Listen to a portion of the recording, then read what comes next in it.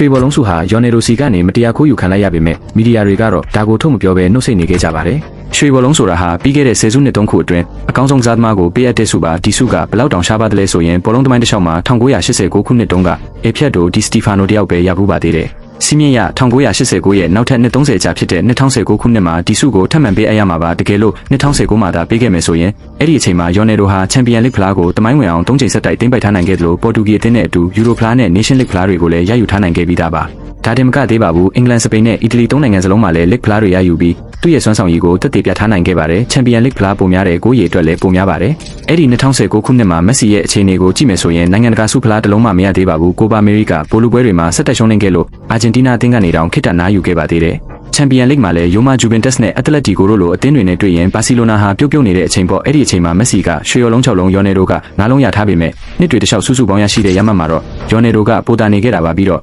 2019မှာမက်ဆီရခဲ့တဲ့ရွှေရော်လုံးဆိုတာကလည်းပန်တိုက်စီကနေလူယူခဲ့တာလို့လူများကယူဆထားကြပါတယ်တကယ်လို့ဒါရွှေရော်လုံးကိုတတ်မှတ်ထားတဲ့30ပြည့်2019မှာပေးခဲ့မယ်ဆိုရင်ယော်နယ်ရိုကချင်းတေပေါက်အနိုင်ရမှာပါဒါပေမဲ့အဲ့ဒီအချိန်မှာမပေးခဲ့ပဲမူလ30တန်တရာထဲမှာမပါဝင်တဲ့နောက်ထပ်နှစ်တွေကိုပါထပ်တိုးလိုက်ပါတယ်အဲ့ဒီလိုတိုးလိုက်တဲ့နှစ်တွေထဲမှာမှမက်ဆီကကိုပါအမေရိကဖလားနှလုံးကမ္ဘာဖလားတစ်လုံးနဲ့နောက်ထပ်ရွှေရော်လုံးနှလုံးထပ်ရသွားခဲ့တာပါအခုတော့ရုတ်တရက်ကြီးသူကပဲဒီစုကိုရဖို့ရေပန်းစားဆုံးဖြစ်လာခဲ့ပါတယ်2029မှာသူဒီစုရဖို့အခွင့်အလမ်း80ရာခိုင်နှုန်းရှိတယ်လို့ကောလာဟလတွေထွက်နေပါတယ်ဒါပေမဲ့2029ဆိုတာ1989ရဲ့နောက်ထပ်နှစ်40ကြာဖြစ်နေပါပြီ30မဟုတ်တော့ပါဘူးအခုဆိုရင်ဘောလုံးလောက်ကတဲ့နိုင်ငံရေးကစားကွက်တွေဟာဖုံးကွယ်လို့တော့မရတော့ပါဘူးရွှေရော်လုံးဆိုတဲ့စုကိုလက်ထဲမထည့်ပေးခင်ကလေးကဂုံတိတ်ခါချဆင်းအောင်လုပ်နေကြတာတိတာလုံးပါတယ်ဒါပေမဲ့ကျွန်တော်တို့အားလုံးပွဲတွေကိုစောင့်ကြည့်ခဲ့ကြပါတယ်ဘသူကကွင်းထဲမှာစိုးမိုးနိုင်ခဲ့တယ်လဲဆိုတာမြင်ခဲ့ကြပါတယ်30ပြည့်တဲ့အချိန်မှာဘသူကဒီစုနဲ့ထိုက်တန်တယ်လဲဆိုတာကျွန်တော်တို့သိပါတယ်ဘသူကထာဝရအကောင်းဆုံးစားသမားလဲဆိုတာကိုလည်းသိပါတယ်တကယ်လို့တင်လဲဒါကိုယုံကြည်လဲဆိုရင် CR7 လို့ comment ပေးခဲ့ပြီးနောက်ထပ်ဗီဒီယိုတွေအတွက်အကောင့်လေးကို follow လုပ်ထားပေးကြပါဦး